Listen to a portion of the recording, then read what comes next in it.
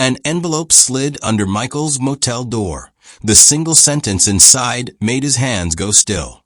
A grainy video arrived at midnight and began to answer questions he hadn't asked. Officer Daniel Cole smiled like a man who never lost, and the camera caught him planting proof. A figure in the shadow wore Marcus's watch, Michael's other name, and watched without blinking. Michael followed the trail to headquarters and saw David Marsh hand a folded note to Daniel under the clock. By dawn, David was bleeding, and the ledger that could topple men was hot in Michael's hands. What happened next shocked everyone and set off a chain of events no one saw coming. Stay with me, this is a story you need to hear. Before we start the story, comment below and let us know where in the world you're watching from today. And if you find this story impactful, don't forget to subscribe for more. A thin envelope slid under the motel door and stopped at Michael's boot. He stared at it the way a man stares at a wound, for a long breath, not wanting to touch what might make the pain real. The motel room smelled of stale coffee and plastic cleaner. Outside, rain stitched the street into a mirror. Neon signs hummed. In the small pool of light from the bedside lamp, the envelope looked like a black seed. He crouched, careful as a hunter, and picked it up. No return address. No stamp. Inside was a single sentence on a torn scrap of paper. You are not invisible. Those words did not read like a threat or a warning. They read like a hand on the shoulder. Michael felt the hand, even though he knew that the paper could have been pushed there by anyone. The words vibrated through him like a note struck wrong in a song he had learned to play by rote. He had learned long ago to keep faces from reading him. Now a stranger had read him. From the outside, Michael looked ordinary. 35, tall enough to be taken seriously, slow-burn jaw, hair cropped close. He wore the careful patience of a man who had learned to reserve his face for the roles he needed. But he held himself like a man who had practiced stillness in case he was watched. His skin was deep brown, the color of wet earth after rain, and the shape of his hands told the story of someone who had worked with them both in the field and in the quiet. Precise, ready. Inside him, something had settled to listen. He had spent years making himself a shadow so he could step into other people's light, and now the shadow felt noticed. That was dangerous. That was also what made him good at what he did. The room had been paid for in cash. His phone sat face down on the nightstand, because he had learned that even a small glow could betray a man. The badge he carried in a hidden pocket was cold against his thigh. He had become an expert at carrying two lives, the life he was born into, the life he borrowed from a file, and the life he wore as armor. He called it work. Sometimes it felt like survival. If you watched him without knowing his story, you might think he was only a man tired from a long drive. You might not see the way his eyes watched the door and then the window, or how his fingers kept counting things in his head. 3 seconds to the hallway, 5 to the elevator. Less than a minute for a cop to decide whether to knock. You would miss the small rehearsals of speech he ran when he practiced being someone else. The cadence, the laugh that seemed natural because it had been practiced until it hurt. Michael read the scrap again. You are not invisible. He folded the paper along its crease with the same care he used to fold evidence. There was no trace of ink that might identify a printer, no fingerprints smeared on the corner. Whoever had placed it wanted a message that could not be traced back. That meant planning. That meant time. That meant someone close enough to him to know where he slept on a night off. He wanted to call his handler, but a voice in him, old and careful, said do not call. The job had rules even when your heart wanted to break them.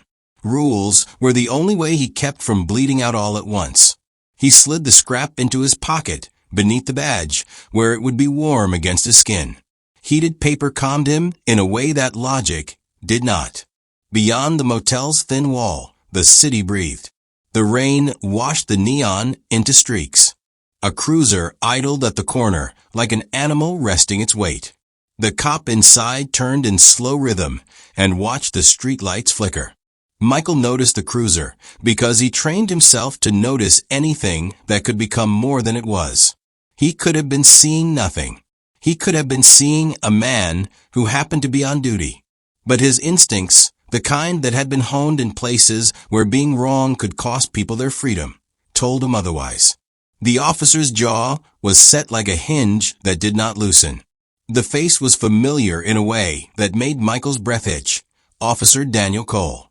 Daniel wore the uniform in a way that felt like armor, a uniform he had chosen because it sorted the world into orders he could hold. Michael had seen Daniel before out front of a precinct during a protest, standing with a small, hard smile. He had seen him in surveillance photos, in the corner of a news clip, always poised, always precise. Daniel Cole was the sort of man who preferred certainty to nuance. That preference had teeth. An impartial observer might note that Michael had no right to read motive into a man through blue glass. A friend might say he was being paranoid. Michael reminded himself of what he had learned as a child. People will tell you who they are if you listen for the small things. The way a cop's eyes narrowed at a black man waiting in a rain-swept street was one of those small things. He dressed in slow, deliberate movements. A dark hoodie, jeans, boots that had seen both pavement and better days. He checked his breath. He checked his pockets twice. The world required preparedness. Preparation was the currency he traded in. As he stepped into the hallway, the carpet muffled his steps. The vending machine hummed through the wall. A woman in the room at the end of the hall was on the phone, her voice raised like a flag. Fragments of civilian life brushed past him. A child's laugh downstairs, the clacking heels of a woman late for a shift. He walked like a man who could disappear if he needed to, and like a man who knew the exact point at which disappearance changed into being seen. On the stairwell, Michael paused. Rain hammered the metal railing, and the taste of iron filled the air. He thought of his father, the way his father taught him to braid rope, to make knots you could trust. He thought of his mother, the long hours she worked, the way she learned to say the name Michael in a tone that balanced hope with caution. Those memories were small lights he kept in a box and opened when the dark felt near. They were also proof that he had been something before the badge, something before the file. They were proof that there were pieces of him the job could not take. Outside, the rain smelled like hot asphalt and wet leaves. The city smelled of things both new and old, diesel, fried food, a hint of jasmine from a stoop nearby. He walked toward the cruiser, toward the man inside, not because he wanted confrontation, but because avoidance could be a type of surrender.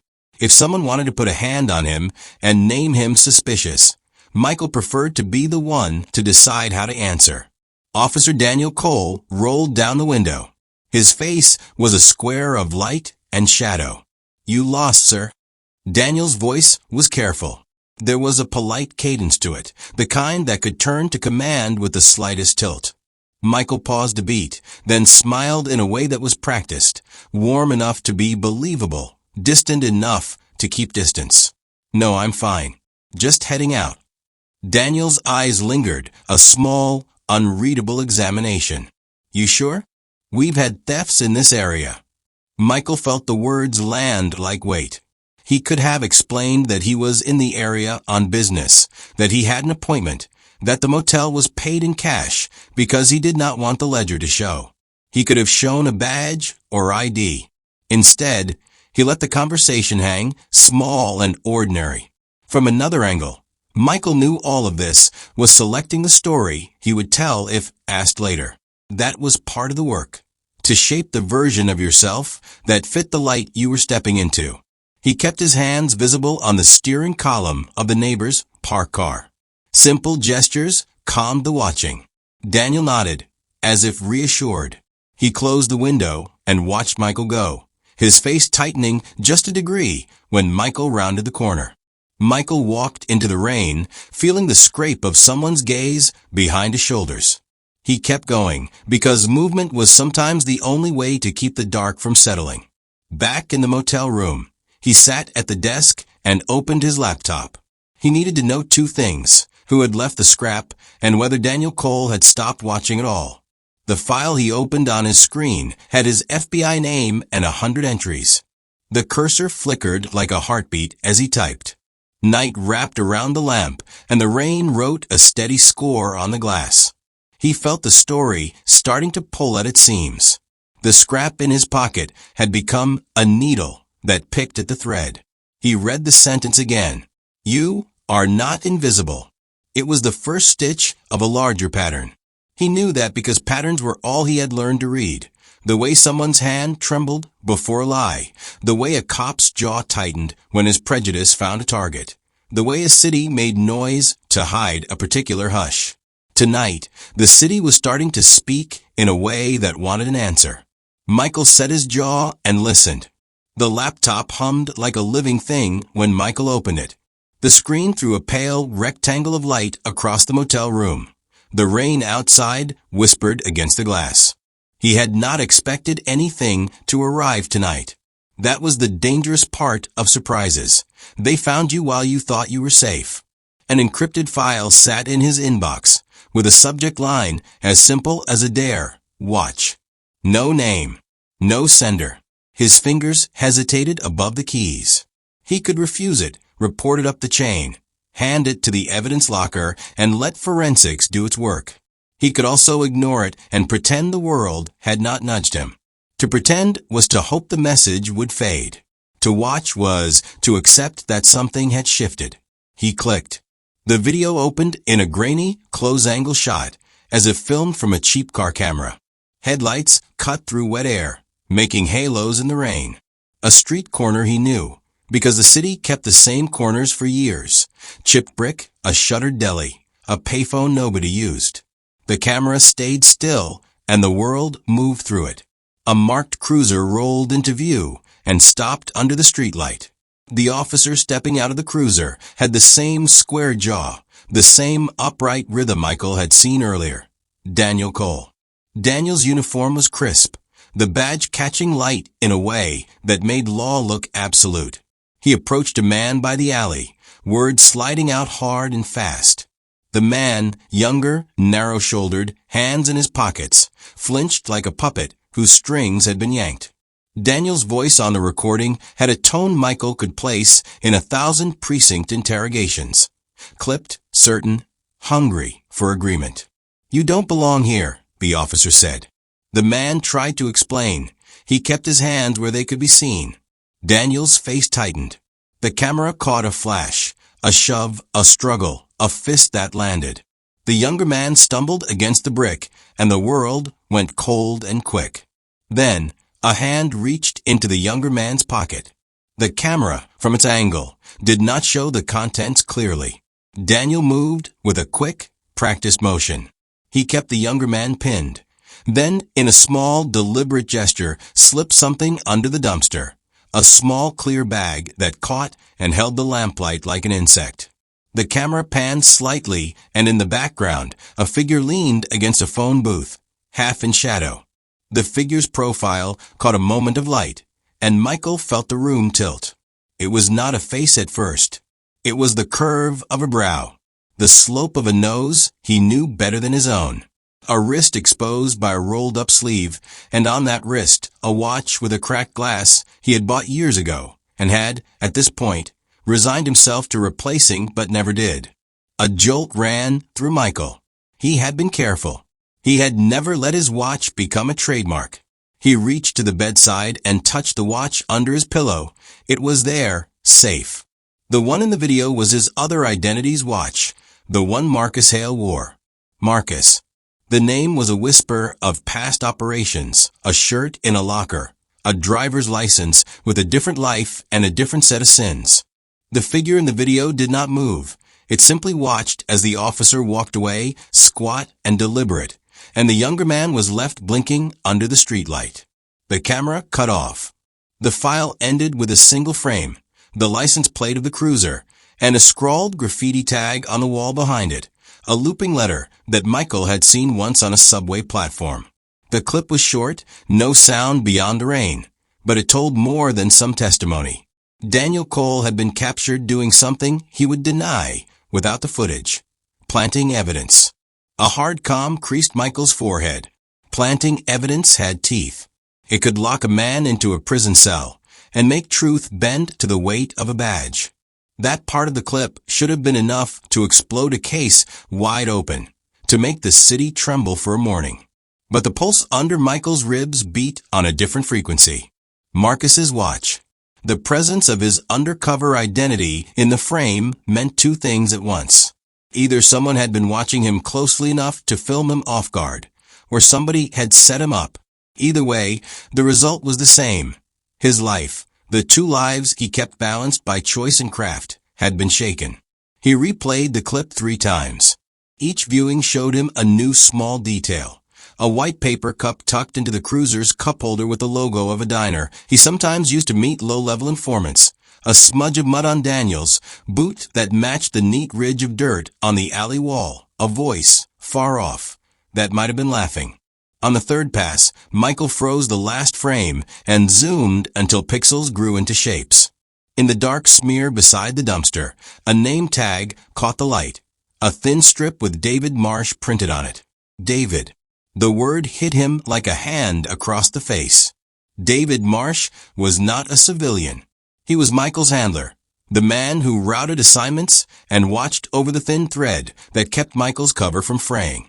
David's name should have been on official letters and in encrypted channels, not on a name tag tossed on a wall in an alley where a cop planted evidence. An impartial observer might see this as coincidence. After all, many people wore name tags. Many Davids lived in cities. A friend might tell him he was seeing ghosts. Michael did not have the luxury of such consolation. His life had been built of careful assumption.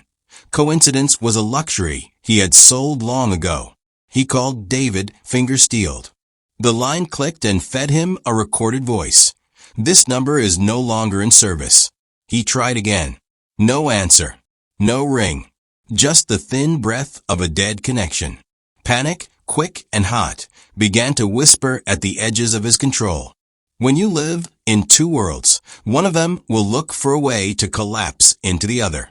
Michael thought of all the half-truths he had learned to tell, all the faces he had dressed for different rooms.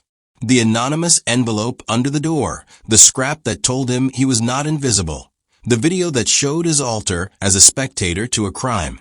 They were pieces assembling into a picture he could not yet name. He went back through memory, searching for a seam. Had he met Daniel more than once? Yes. Had Daniel spoken to him? Twice. Has David ever shown signs of impatience? 1,000 times. He remembered a dinner months ago, a warm room where David laughed too loudly at a joke and left the table early. The way he had examined Michael's hands, as if looking for the edges of a lie. Michael had written it off as fatigue then. He did not write it off now. A small sound at the window broke the trance. At the motel's edge, someone crossed the street beneath the street lamp, a silhouette with an umbrella. It moved like a man who kept his head down. Michael felt that old, familiar split, the knowledge he was being watched and the sharper knowledge that watching was active, not passive. He slid the laptop closed like a book after a secret chapter and tucked the paper scrap and his badge back into the hidden pocket at his thigh. He dressed with the economy of a man who had to leave in less than a minute. Outside, the rain had softened into a steady mist. The air smelled of metal and the brief green of tobacco smoke. Michael walked to his rental car and started the engine without a thought. He did not know where he was going. He only knew he had to be moving. On the drive, the footage ran in his head in fragments. Daniel's jaw, the little bag glinting at the dumpster, the flash of Marcus's watch. It composed itself into a phrase that tasted like salt on his tongue. Set up. Someone had used his face, his tools, his life to make a story. To what end? To discredit him? To push him into the open? To punish him?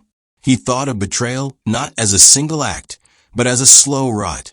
Trust given in small measures until the whole structure failed. The person who had left the envelope under his door knew where he slept.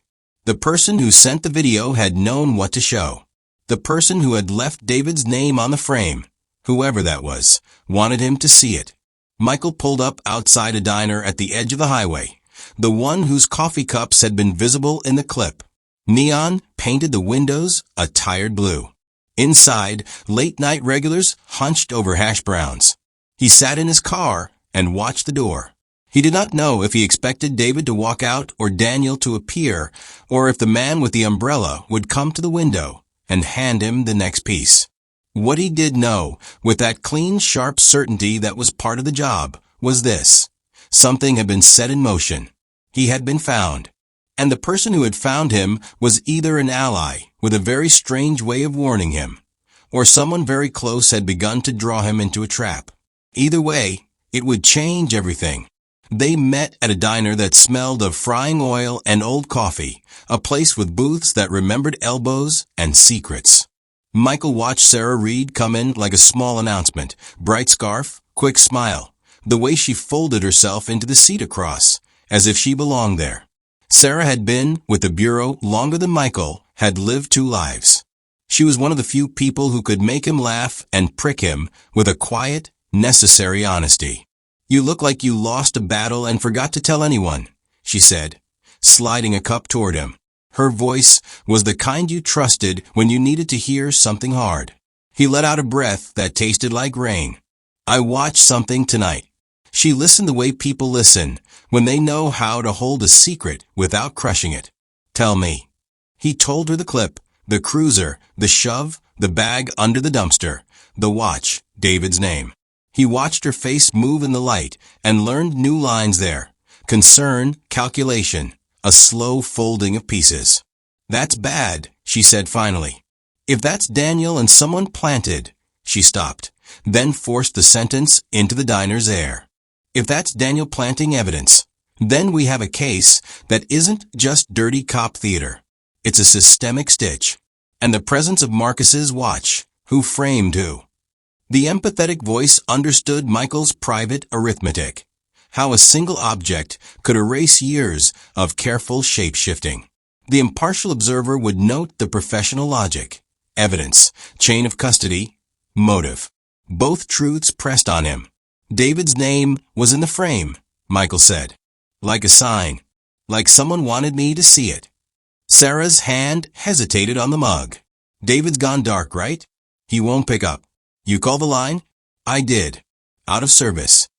She chewed the edge of her knuckle and then squared her shoulders. "Okay. First, you don't go to Daniel. Not yet. Second, we don't go to the press. Third, we catalog, we verify, we isolate.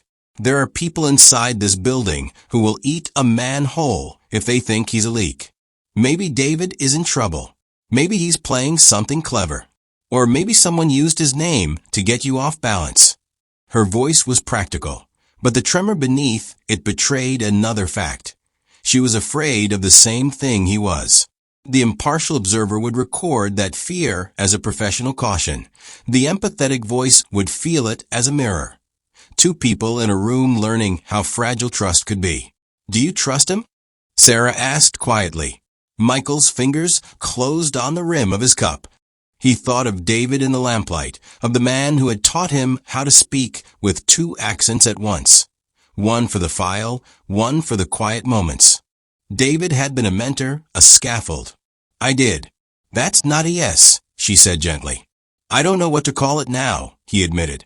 "I know we've done operations that cut close to the line. I know David took risks. But he protected me." She nodded, then slid a small tablet across the table. "I ran the metadata you sent. The upload came through a server that points back to a machine inside our network. Someone used internal access to push that file.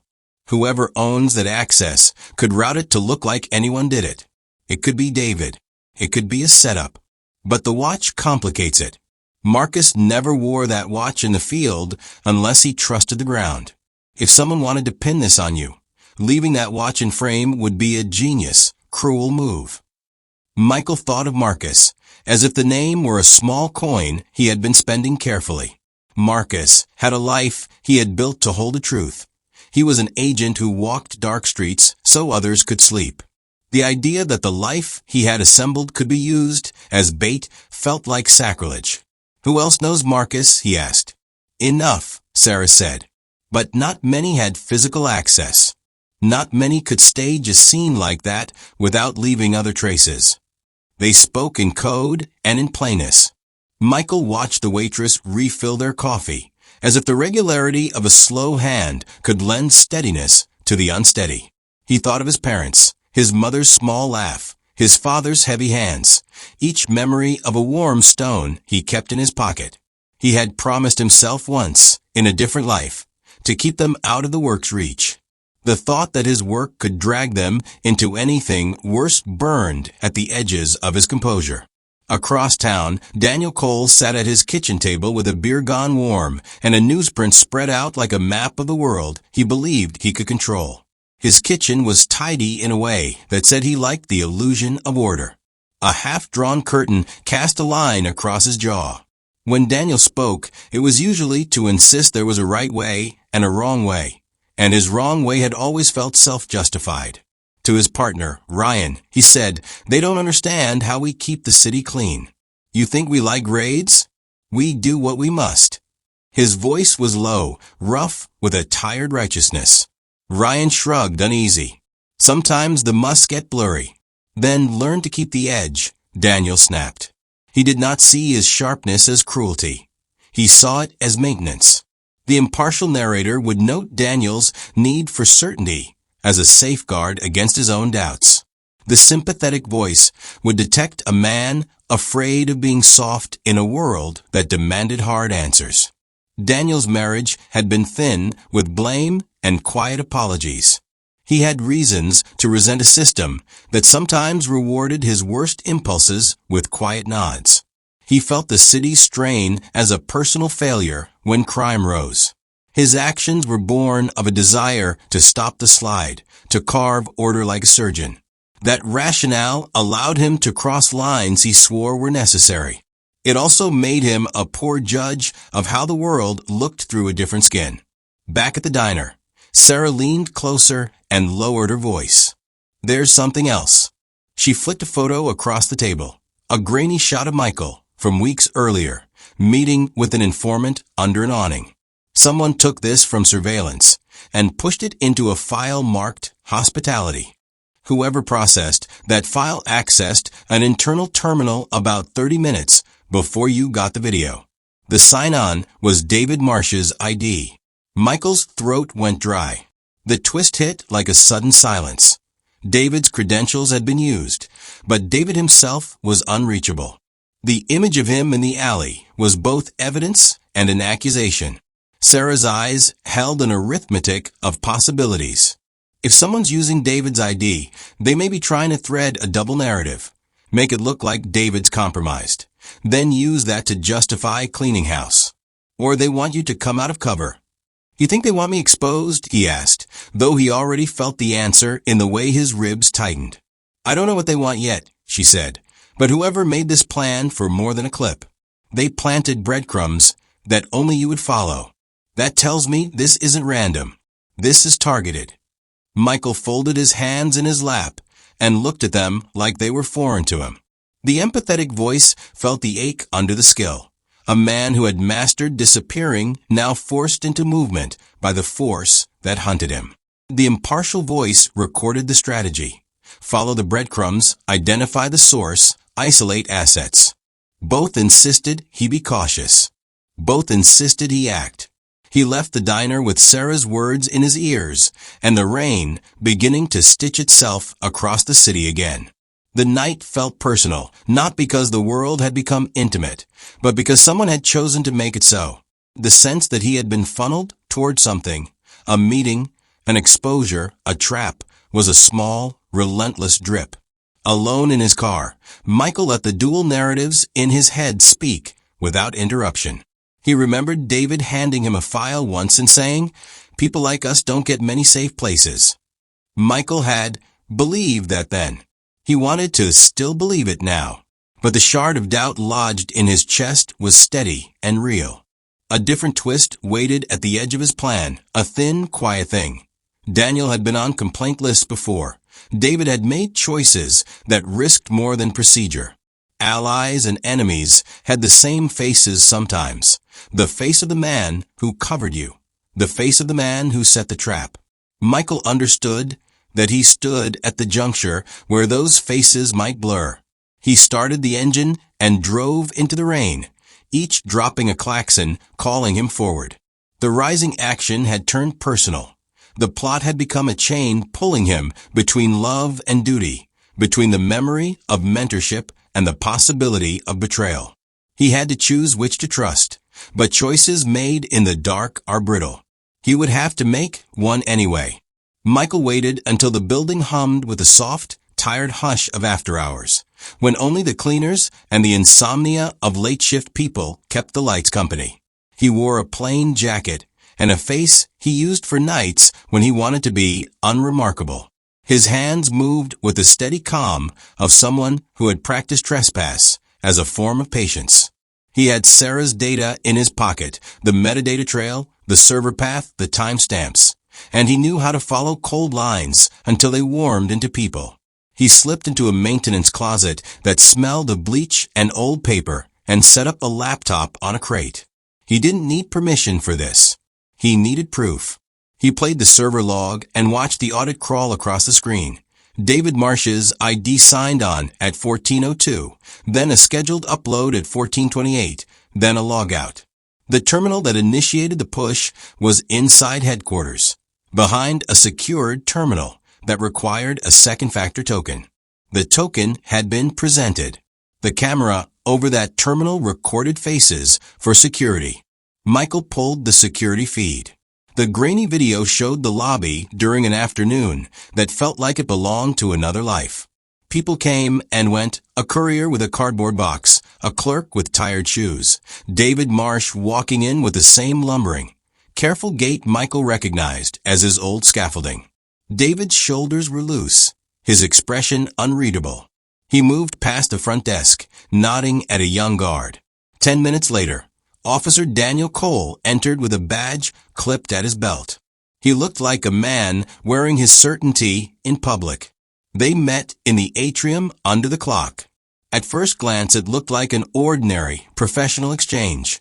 Hellos traded, a handshake. But then the camera caught a moment Michael felt like a blow. David put something small into Daniel's hand. Folded paper, quick as a breath. Daniel's jaw tightened, and he tucked the paper into his pocket like a secret. They spoke in low tones for a minute and separated.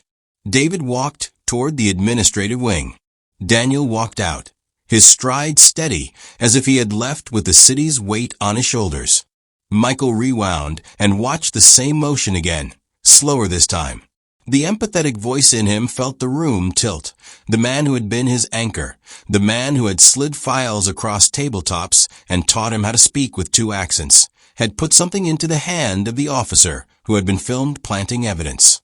The impartial observer recorded the fact, a transfer between David Marsh and Daniel Cole on a record camera at headquarters. He scoured the logs for explanation, an authorized meeting, a joint operation, a clearance. There was nothing. David's schedule showed no official reason for Daniel's presence. There were no memos. There was a courier receipt with David's name on it for an item labeled non-sensitive, but the camera showed the folded paper. The paper could have been anything, a list, an order, a note. The fact remained. A name he had trusted had touched the man who had pushed his life toward danger. His hands shook as he pulled the message archive. He found a thread of encrypted text between David and Daniel that someone had missed deleting. The message at 13:47 read, "Done. Tonight show him. He must answer for what he knows. The operation protects more than one badge." Daniel's reply, "Understood. Keep your end clean. No trace back to you." Another line colder, "If he resists, remove him." The words burned like acid. The impartial observer could mark them as evidence. 2 people conspiring, messages tied to accounts, a plan. The empathetic voice felt betrayal as a physical thing, a hollowing in his chest, the sudden smallness of the memory of David pouring coffee at dawn, of David's hand on his shoulder when a cover went wrong. He had been taught to trust those hands. Now those hands had moved a piece on the board that placed him under the wheel. He replayed the alley clip in his head, watching the motion of the watch at the periphery of the frame. He went back to the moment in the atrium from the feed, and imagined the folded paper had been instructions, perhaps the name of a page in the system to push, perhaps the precise tag to make the file look authentic. David had access, and he had given someone permission to use it. This fact, plain and lit on the screen, needed a motive. Michael had to make sense of why David would stake him like this. He dug deeper, pulling personnel files and older case notes from the archives, following a thread of meetings, donations, and favors that bent around the precinct Daniel came from. Names swam up like flotsam. A private investigator who had once worked with Daniel, a shell company used for asset transfers that had pooled small sums into an unnamed trust, and an old arrest record marked by a judge's quiet note. Consider public safety. The more he pulled, the more he saw a structure built of favors and debts, small economies that made people into currency. Then he found a report from 2 years earlier, a suppressed internal memo. It was sloppy. Someone had rerouted it into an unmonitored folder. It mentioned an ongoing sting that used planted evidence in peripheral cases to secure convictions against a larger trafficking ring. The memo argued in clinical language that small impurities in a few cases could be tolerated to dismantle a network that posed greater harm. At the bottom, in handwriting that was not David's, but in an ink that matched other annotations he'd seen in David's files, someone had written, "Collateral may be necessary. Keep it quiet." The words translated into a moral geometry Michael hadn't wanted to inhabit. Men at the Bureau deciding that some truths could be sacrificed for a bigger victory. The impartial observer could list the facts. The empathetic voice felt the human cost. People's lives were measured as acceptable loss. It was one thing to know that systems sometimes bend. It was another to find your mentor among those who bent them. He thought of Marcus, of the lie he wore like a coat, and how disposable that lie suddenly felt to the people who cut deals in closed rooms. If David believed the operation would save more lives than it cost, he might have rationalized exposing Michael as a necessary loss. The idea made Michael's stomach turn. Anger rose first, red and hot, with a taste of betrayal bright on it. Then came a more careful, colder motion. Planning. Betrayal could be a dagger or it could be a window. If David had betrayed him to protect a plan, then David left fingerprints in the place he thought he could hide them. That meant David had underestimated Michael's clarity or overestimated his own clean hands. When Michael left the closet, his movements were sharp, precise. He no longer felt merely hunted. He felt calculated against. The city outside was a blur of rain and headlights, ordinary as always in the small things that mattered. The smell of diesel, the flash of a subway sign. The dual narrative inside him had found a new rhythm. The impartial voice cataloged the proof and the evidence. The empathetic voice mourned the person who had taught him how to stand. He thought of confronting David and tasted the raw weight of words he could not easily undo. He imagined a dozen scenes, shouting in a parking garage, a quiet meeting with an offer of explanation, a trap. He understood now that the line between protection and choice had been crossed by someone he had trusted, and that crossing had names and signatures and a low, bureaucratic kindness that hid cruelty. For a long moment he stayed still in the downpour, the rain turning his jacket into a cold film. The twist had been delivered. The person who should have shielded him had handed a weapon to the man who had aimed at him. The betrayal was not simple. It was threaded with reasons, with fears dressed as pragmatism. That made it worse. It made it human. He drove away with the image of David's hand folded over Daniel's, the small paper like a hinge between two lives. The case had shifted. The enemy might not wear a uniform. It might wear the slow patience of a mentor. And that knowledge made Michael more dangerous and more alone than before. Rain came back like a warning. It hit the motel's roof in a steady drum while Michael stood under the awning and watched the street breathe steam into the night. His jacket clung to him. The water made the black fabric smell like cold metal. The city had a way of turning ordinary nights into machines for worry. He felt that machine turning toward him. When he opened the car door, a slip of paper fluttered out from under the seat and stuck to his shoe. He peeled it free with the same care he used when handling evidence. The handwriting was blocky, impatient. Leave it. No signature. No badge. Just a command that smelled like a threat. His chest tightened. The scrap in his pocket, "You are not invisible," had become a chorus. Now this note hit a new volume. Whoever wanted his attention liked messages. Whoever wanted to frighten him liked small, quiet ones that made him question how safe his choices were. He called Sarah. It went straight to voicemail. He left a short message, "Come in. Now." He didn't say why. His voice had the thin line of calm people used when they wanted panic to stay private. He drove without headlights, the city swallowing the glow so he would not be obvious. From the corner of his eye he kept watching for taillights, for tires that sounded too close, for the small betrayals of furtive drivers who thought they could follow a man and learn his shape.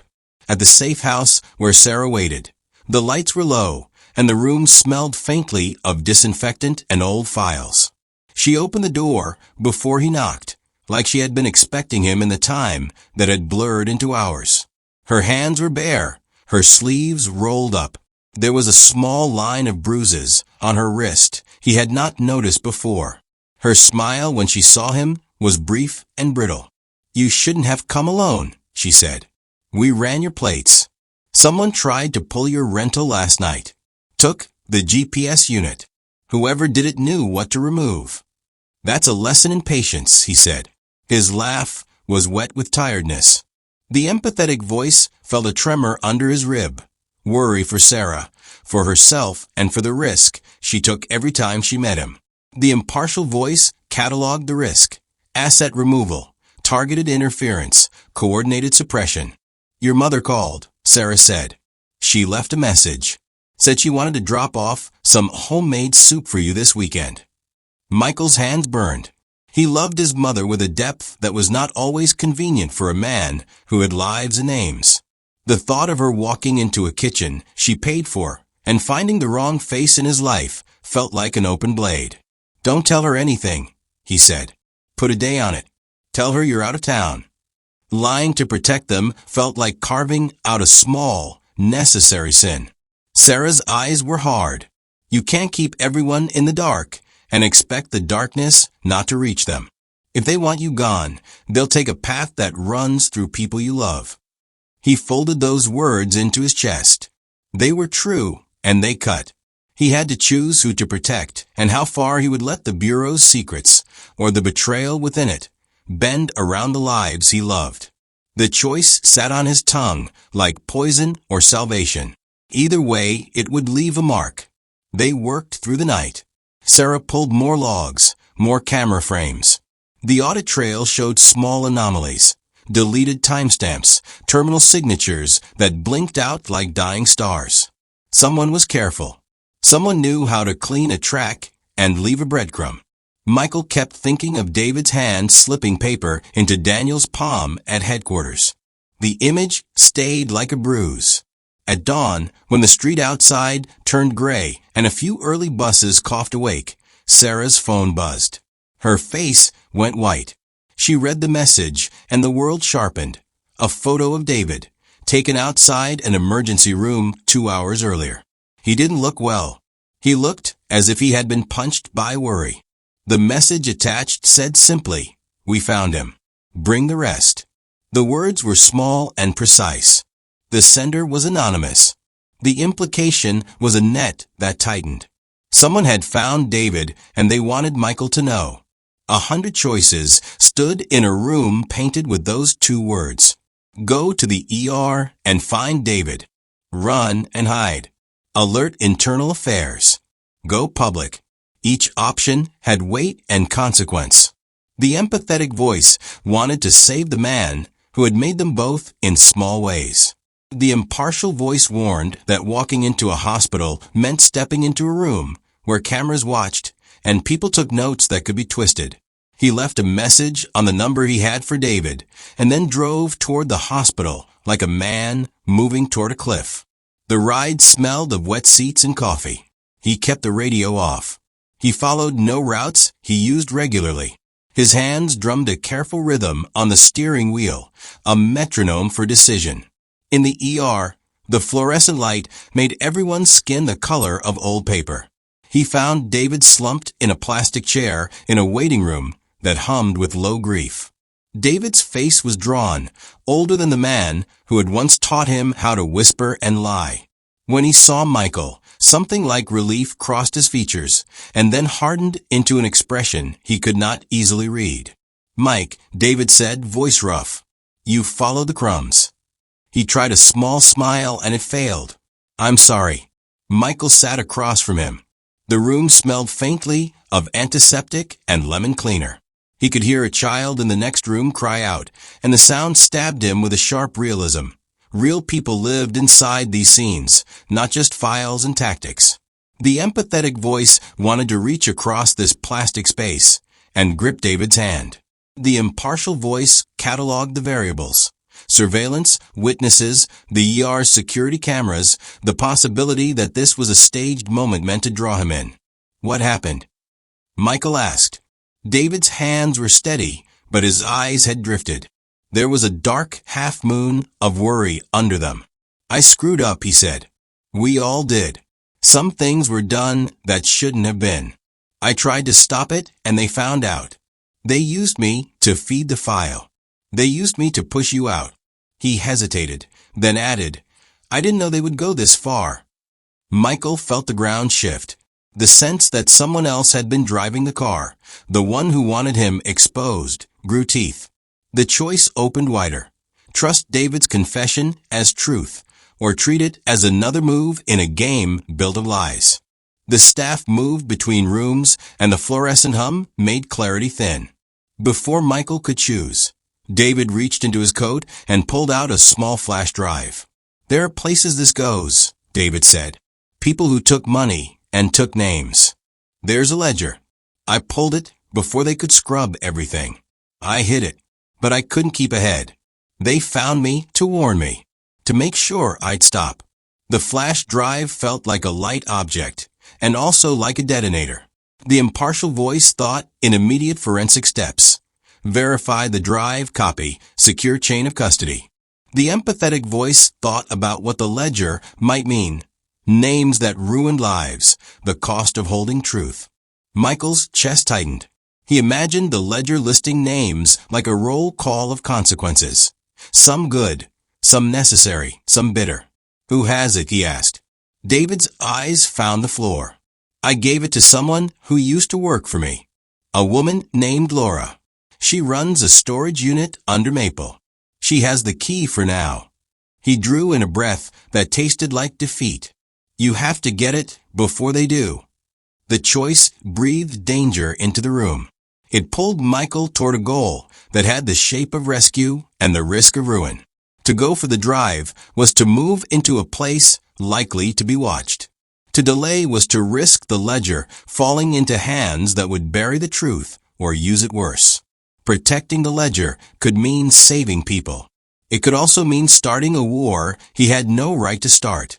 He left the ER with the flash drive burning like a promise in his pocket. Rain had coaxed the city into a leaden stillness. On the drive to Maple, his mind spun through paths of trust and deception like a thief learning which drawers to open. The ledger could clear him and name the people who had been trading justice. Or it could be bait, a final trap to pin him where the cameras could find him. Either way, he could not avoid choosing.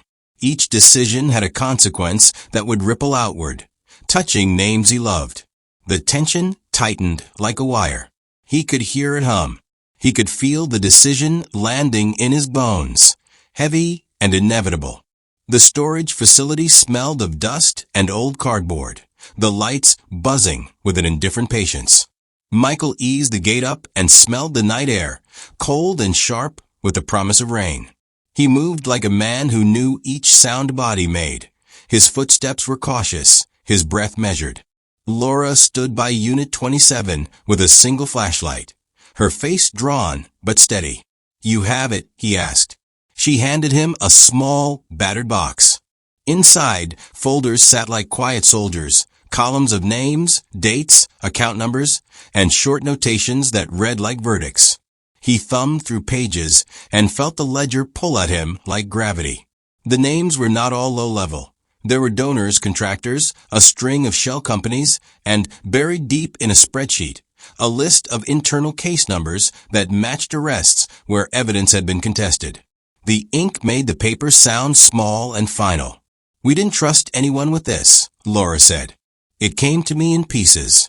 David thought it would be safer out here." He understood the shape of her fear and the scale of the risk. He slid the folder into his jacket, feeling the weight of truth against his ribs. The night had teeth now. He could sense them. Without warning, headlights swept across the lot. A cruiser idled at the far end, 2 more cars behind it. Daniel's silhouette stepped out of the closest light, broad and controlled, the badge at his belt catching and throwing back a small flare. He had that same calm that had always made Michael uneasy, certainty like armor. "You should have stayed hidden," Daniel called, his voice carrying in the open, polite until it wasn't. The 2 officers behind him closed the gap. Their boots made soft thuds that sounded like a countdown. Michael's hand went to the folder and then to the small device he had stashed in his palm, a scrubbed phone with a Livestream app Sarah had coded for him. He had planned for the possibility of a trap. He had not planned for the quickness of his chest when reality matched his fear. "Daniel," he said, voice low, "you don't have to do this a lot." Daniel smiled in that narrow way again, one that meant he had already made the moral math and rounded down. "You've been stealing lives, Marcus, Michael. We clean what others make messy." The word landed like a cut. Michael felt it, an openness of air where his old life had been. He tightened his grip. Before Michael could speak, a car door slammed and a figure burst from a shadowed lane. David stumbled into the light, blood dulling the collar of his shirt. For a second, Michael thought the world had tipped. David had been fragile the last time he saw him, but not like this. A wet smear darkened his coat. He looked older than the hospital had made him look. "Stay back," David rasped. His hand trembled. He held something small, an old hard drive, its case scuffed like a second heart. Daniel's eyes sharpened. "You're already compromised, David. Walk away." David laughed, a sound like someone who had swallowed a storm. "You think I wanted this? I tried to stop it. I tried to hide a ledger." He glared at Daniel, and for the first time Daniel's composure flickered. "They would bury everything if I let them." The night sharpened. Daniel barked an order, and the officers moved in. Michael felt a cold clarity.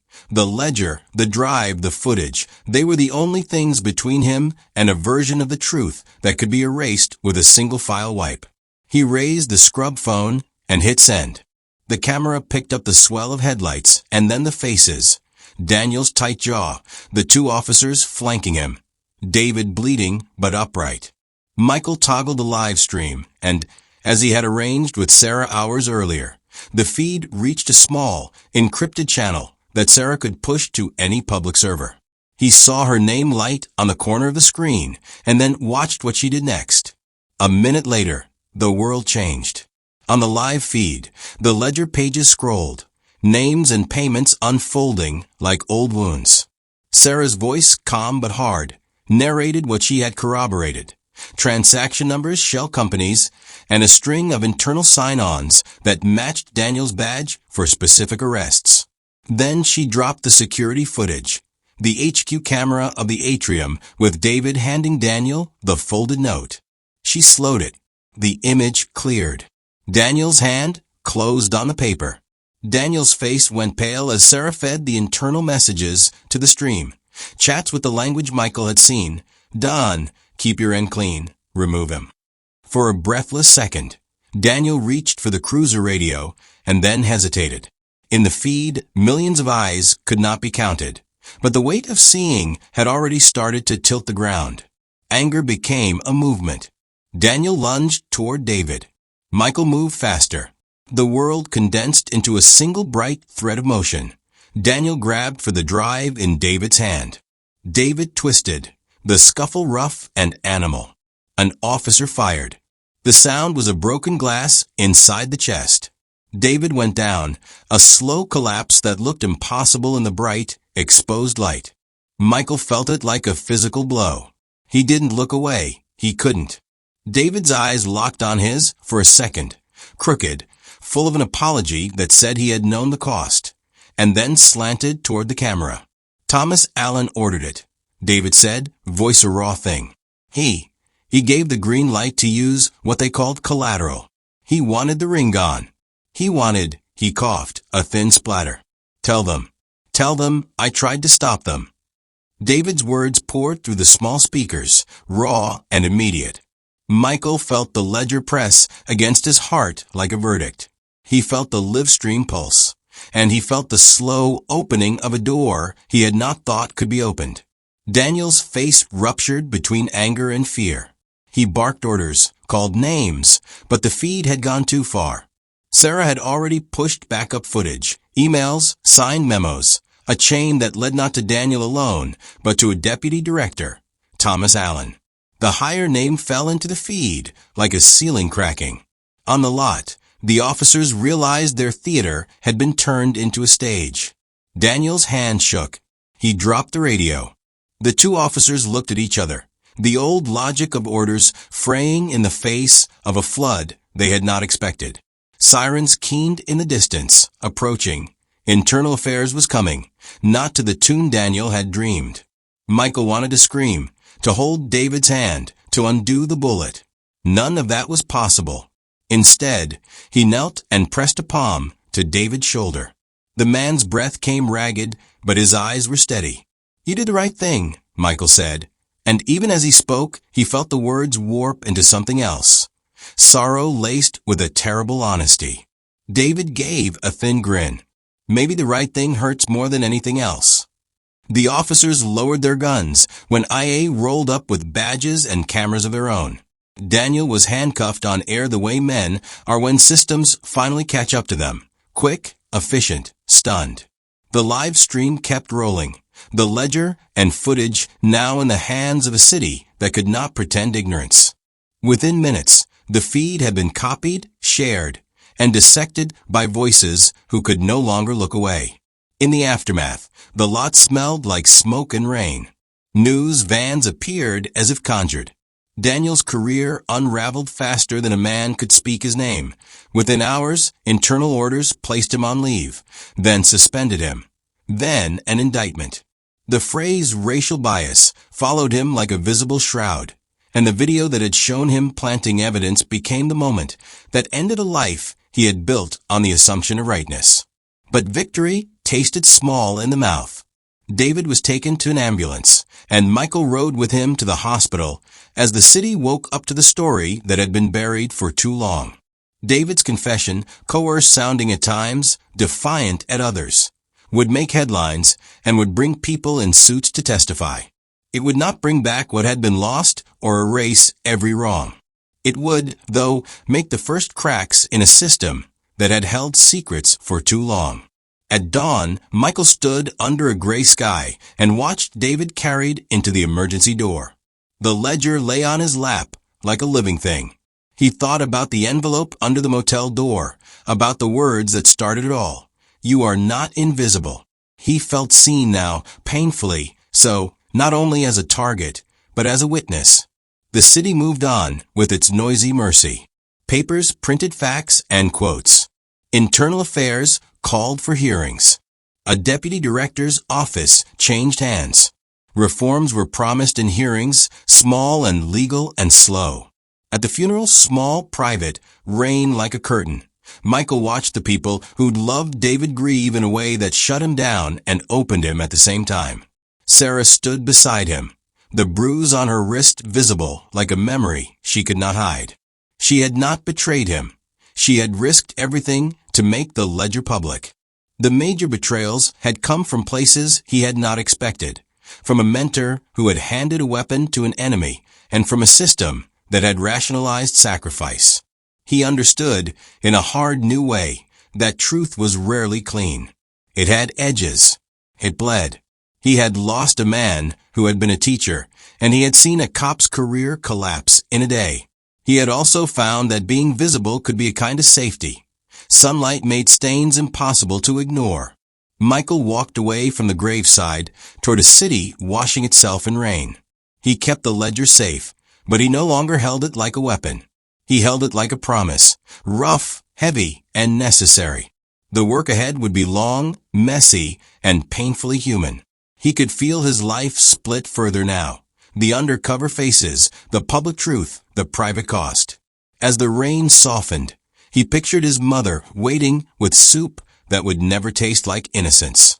He thought of David's last words and of a city that would take time to learn how to live with the honest hurt it deserved. He had been told he was not invisible. He had been seen in the worst and the clearest ways. That seeing had cost more than he had imagined, but it had also, finally, offered a beginning. The ledger would not fix everything. It would not heal all the wounds, but it had made the choice to be seen. And in that choice lay the fragile hope that systems could be forced to reckon, piece by imperfect piece. The weeks after the lot felt like a slow sunrise, uneven, unsure, and impossible to hurry. The city kept its usual noises, the subway's cough, the vendor whistles, the distant clatter of scaffolding. But under them, there was a new, careful quiet. People leaned in to listen. Men with suits and polished shoes walked corridors that suddenly felt watched. Michael learned to measure the new quiet like a man learning the pitch of a neighbor's grief. Officially, the ledger and the footage forced an inquiry that could no longer be smoothed away. Daniel Cole was charged. The deputy director's name, Thomas Allen, was placed under the hard light of hearings and angry questions. Some men lost badges. Some faces lost more than dignity. The impartial facts settled into records. Indictments filed, internal policies rewritten. A quiet reallocation of officials who once thought themselves untouchable. The public read about systemic failures and procedural reform. Those words sounded sterile when Michael heard them. They would not warm David's four walls, nor bring back what had been taken. Unofficially, the ripples were more jagged. Colleagues who had seemed steady showed teeth. Some tried to justify small cruelties with a language of greater good. Others turned away as if blindness would keep them safe. Michael watched these shifts like a man watching tide lines on a beach. Each incoming wave carried both shells and trash. He felt the pull of loyalty and the betrayal of trust every time he passed a face that had once been his map. At David's funeral, the rain arranged itself into a steady, slow grief. Friends and family circled like lost birds. Michael stood close to the open casket and watched the light hit the lines of David's face, remembering the man who had taught him how to lie with purpose, how to answer questions you were not supposed to ask. The empathetic voice inside Michael felt the rawness of a wound that could not be stitched. The impartial voice cataloged the small facts. The funeral was well attended, the press looked for a soundbite, and the ledger's existence made this grief a matter of public record, as well as private loss. After the ceremony, Sarah took Michael aside and handed him a small paper cup of bitter coffee. Her hand was steady, but her eyes carried a weight he could not lift for her. "They'll try to fix the law," she said, "but deeds matter more than words. We keep watching." He nodded, because words were not where he wanted to be. He wanted movement, a plan that could be touched. He realized, in a quiet, inward way, that what he wanted most was the ability to choose. The job had taught him obedience. Betrayal had taught him the cost of not choosing.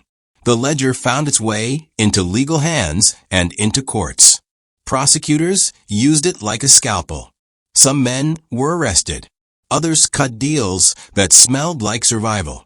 The news cycles moved on and then came back when a new revelation surfaced. Reforms were debated in committee rooms with coffee rings and folding charts. There were hearings with senators who read from brief notes, asking questions that sometimes, if you listen closely, felt like apologies wrapped in protocol. Michael watched the legal machinery with a wary respect. The impartial observer in him acknowledged the usefulness of evidence, the necessity of due process. The empathetic part felt impatience with the pace. He had watched a man fall to a single bullet and wanted justice to rush like a river, not drip like bureaucratic grain. He began to make other choices. He reached out to his mother and let her know, in a slow, careful way, that he was near and that the soup she brought had been a mercy he had not known he needed. He told her nothing of the ledger or the broadcast or the men who had tried to use him as a pawn. He let her see a man who was more human than file. Protecting those small spaces of tenderness became a kind of quiet revolt against the machinery that had tried to use them. Laura continued her work in small, stubborn ways, organizing data, holding a storage unit of truths like a lighthouse keeper. She and Sarah braided a cautious friendship. Sometimes Michael would drive by her little shop and see her through the window, bent over paper with a method that looked like prayer. The ledger had freed some names and ruined others. It had not, and would not, free everyone who deserved it. That knowledge settled in his chest like a stone he had to carry. There were moments of silence that cut deeper than any confession. At night, Michael would sit in his kitchen and listen to the city breathe. He could feel the old urge, the one that had made him slip into other lives, pulling at him. The work was part of him. It had given shape to his skill and a home to his talent. Yet he had also learned that institutions could be both shelter and snare. He had to decide what shape his life would take within that tension. He went back to headquarters a week after Daniel's indictment. The building smelled of lemon cleaner and the sharp, faint scent of burned electronic boards. Little things that never left. People avoided his eyes in the halls. Some offered a thin nod, as if admitting they had known and had done nothing. He met with a small committee that wanted him to re-enlist in a limited capacity, to consult, to help root out the remaining rot from within.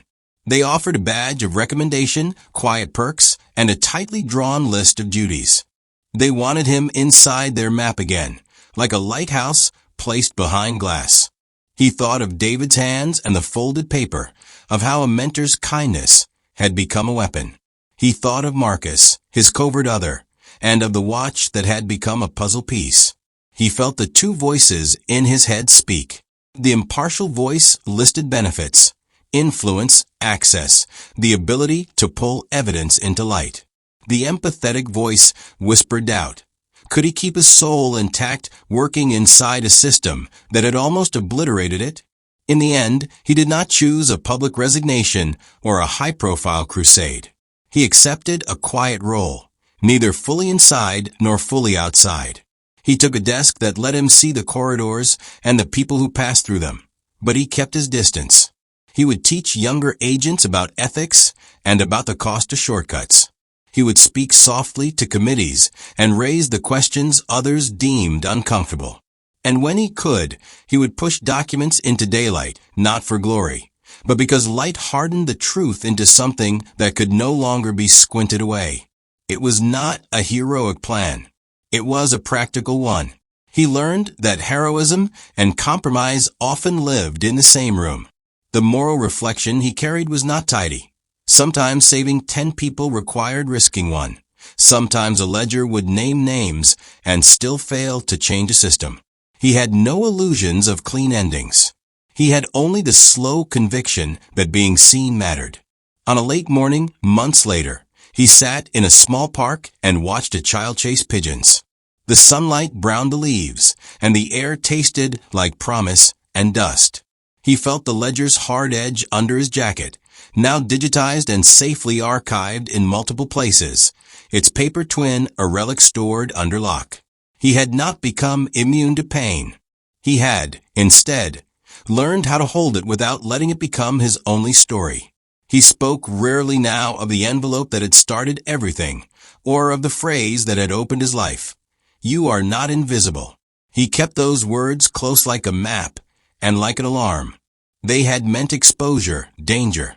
They had also become a command. Michael chose, in the quiet, small way he could, to be visible for those who could not be. It was not a clean victory. The city still held shadows. Men still made choices in rooms without windows. But visibility had shifted something. It had made certain stains hard to ignore. At night, he sometimes dreamed of David, not as a ledger or a scandal, but as a man with a tired laugh and a hand that steadied him. In those dreams, Michael would ask the question that had become his habit. Was the cost worth the change? David would only smile and say, maybe. The answer was both grief and hope folded together. He had no tidy closure to hand the world, only a list of small acts. Testify when called, protect the vulnerable when possible, name wrongdoing when he saw it, and keep his mother's soup warm and waiting at the door. The story had taught him that justice was rarely a thunderclap. It was more often a series of small, stubborn lights turned toward what had been hidden. He walked home through a street that smelled faintly of frying oil and wet leaves. The city moved around him, flawed and breathing. He had been told he was not invisible. He had been seen in ways that hurt and in ways that healed. The choice to stay and keep looking, flawed, steady, and human, felt like an answer he could live with. Share your thoughts in the comments below. If you enjoyed this story, don't forget to like it, share it with your friends, and subscribe to the channel for more meaningful stories. Thank you for watching, and see you in the next video.